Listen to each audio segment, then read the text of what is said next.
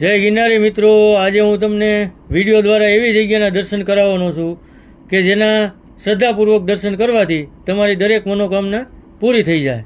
એ જગ્યા છે ત્રણ પાળનો વડ. જ્યારે કુરુક્ષેત્રના મેદાનમાં યુદ્ધ દરમિયાન દાનેશ્વરી રાજા કર્ણ ઘાયલ થઈને પડ્યા હતા, ત્યારે કૃષ્ણ ભગવાને રાજા કર્ણની દાનવીરતાની પરીક્ષા લેવા માટે સાધુનું રૂપ ધારણ કરી કંઈક દાનમાં આપવા માટે કીધું. ત્યારે રાજા કર્ણએ એના પોતાના સોનાના ઘરેણા તોડીને આપી દીધા. આ દાનથી ભગવાન શ્રી કૃષ્ણ પ્રસન્ન થઈને વરદાન માગવા માટે કહ્યું. ત્યારે રાજા કર્ણએ વરદાન માગતા કહ્યું કે હું કુંવારી માતાનો પુત્ર છું, તેથી મારા મૃત્યુ પછી મને કુંવારી ભૂમિ પર અગ્નિદાહ આપજો.